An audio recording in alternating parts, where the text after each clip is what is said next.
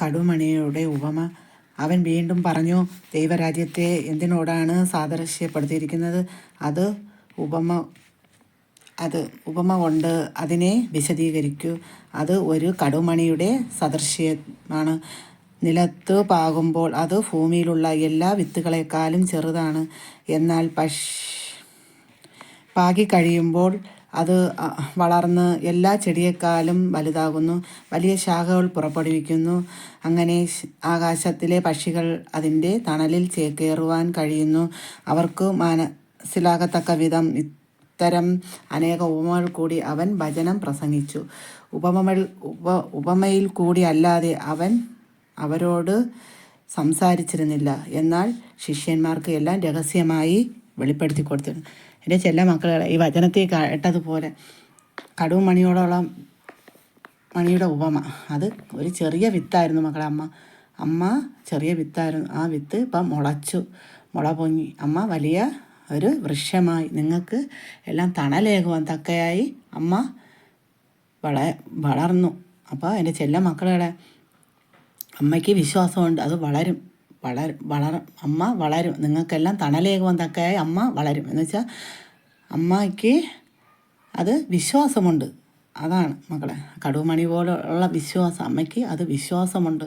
എൻ്റെ ചെല്ല മക്കളെ, നിങ്ങൾക്കെല്ലാം തണലേകുവാൻ അമ്മയായി, ഔസേപിതാവായി, എൻ്റെ ഭർത്താവ് ഔസേപിതാവായി, അമ്മ മറിയമായും, ഇവിടെ ഞാൻ എഴുതി കൊടുത്ത യേശുവായും എൻ്റെ ചെല്ല മക്കളെ ഹൃദയങ്ങളിലെല്ലാം നിറഞ്ഞ് നിൽക്കും. എൻ്റെ ചെല്ല മക്കൾ, ആ ഒരു തിരുക്കുടുംബം അത് നിങ്ങളെ ഭവനത്തിലും എല്ലാം എൻ്റെ ചെല്ല മക്കളെല്ലാം കൊണ്ടുവരണം. സഹനങ്ങളുണ്ട് മക്കളെ, കുടുംബജീവിതത്തിൽ സഹനങ്ങളുണ്ട്. മറിയം ഒരുപാട് സഹിച്ചു, യൗസേപിതാവ് ഒരുപാട് സഹിച്ചു, യേശു ഒരുപാട് പീഡനങ്ങൾ അനുഭവിച്ചു. എൻ്റെ ചെല്ല മക്കളെ, അതെല്ലാം കൂട്ടി വയ്ക്കുമ്പോഴാണ് തിരുക്കുടുംബം, ആ സഹനങ്ങൾ. എൻ്റെ ചെല്ല മക്കളുകൾ, അതുകൊണ്ടെല്ലാം നിങ്ങൾ സന്തോഷമായിരിക്കണം, ഹാപ്പി ആയിരിക്കണം. നിങ്ങൾ സന്തോഷമായിരിക്കണം, ഹാപ്പി ആയിരിക്കണം. നിങ്ങളെ കുടുംബം അത് നിങ്ങൾ സന്തോഷമുള്ള കുടുംബമാക്കി നിങ്ങൾ തീർക്കണം.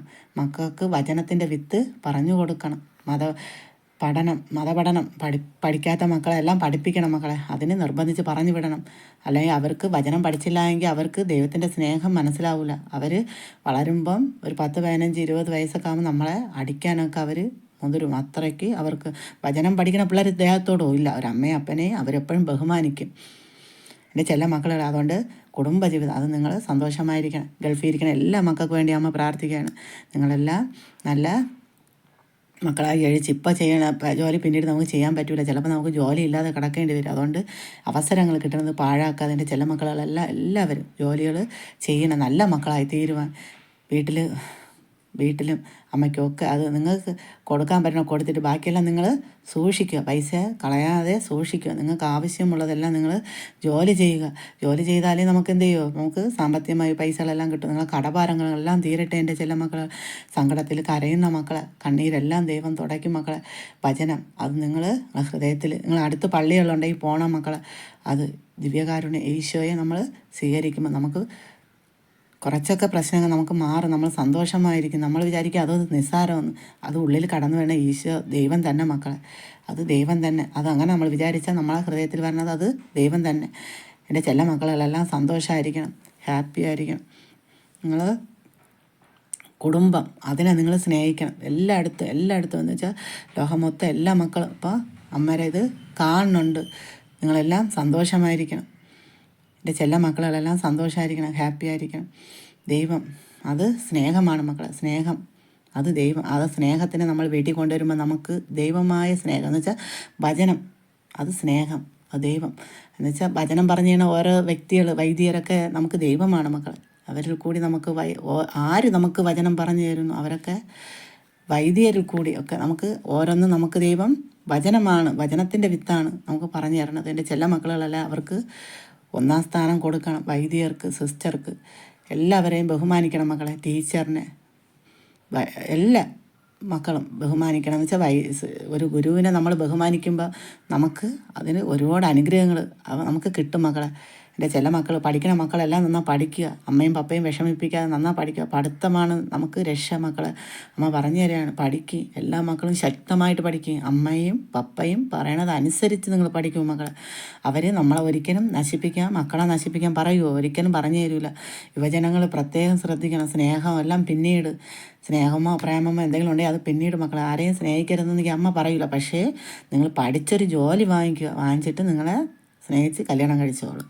അത് അമ്മയ്ക്ക് ഒത്തിരി സന്തോഷം. എന്ന് വെച്ചാൽ പഠിച്ചൊരു ജോലിയാകുമ്പോൾ നമുക്ക് നമ്മളെ നമ്മൾ സ്നേഹിക്കുന്ന വ്യക്തിയെ നമുക്ക് പൊന്നുപോലെ നോക്കാൻ പറ്റും അല്ലേ? നോക്കാൻ പറ്റും. അല്ലെങ്കിൽ നോക്കാൻ പറ്റില്ല. കൊടുക്കുക അമ്മയും പപ്പയും ഒക്കെ നോക്കി അവരെ ഇട്ട് ബുദ്ധിമുട്ടിക്കേണ്ടി വരും. അതുകൊണ്ട് എൻ്റെ ചില മക്കളെല്ലാം നിങ്ങൾ സന്തോഷമായി ഹാപ്പി ആയിട്ടിരിക്കുക. നിങ്ങൾ പറ്റുന്ന ജോലികൾ ഏതൊരു യുവജനങ്ങളും ഒരു ജോലിയും ചെറുതല്ല മക്കളെ. നിങ്ങൾ എല്ലാ ജോലിയും നിങ്ങൾ ചെയ്താലേ നിങ്ങൾക്കും ജീവിക്കാൻ പറ്റുകയുള്ളൂ. അമ്മയും പപ്പയും ആശ്രയിക്കാതെ നമുക്ക് പഠിക്കണ മക്കൾക്ക് ഏത് ജോലിയും ചെയ്ത് നമുക്ക് ചെയ്യാൻ കഴിവുണ്ടെങ്കിൽ ഏത് ജോലിയും ചെയ്ത് നമുക്ക് പഠിക്കാം മക്കളെ. മുമ്പോട്ട് നല്ല ശക്തമായിട്ട് പഠിക്കും നിങ്ങൾ.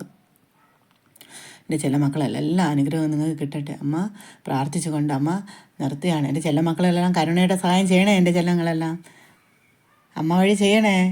എൻ്റെ ചില മക്കളെല്ലാം അമ്മ വഴി ചെയ്യണം. നാളെയാണ് അതിൻ്റെ കരുണയുടെ സഹായത്തിൻ്റെ ആ ഒരു ദിവസം. എൻ്റെ ചില മക്കളെല്ലാം അമ്മ വഴി ചെയ്യണം. പിതാവിൻ്റെ സഹായമാണ്. ശരി, എല്ലാ മക്കളും അനുഗ്രഹമുള്ള മക്കളായി തീരട്ടെ. എൻ്റെ ചില മക്കളെല്ലാം സന്തോഷമായിട്ട് ഇരിക്കണം.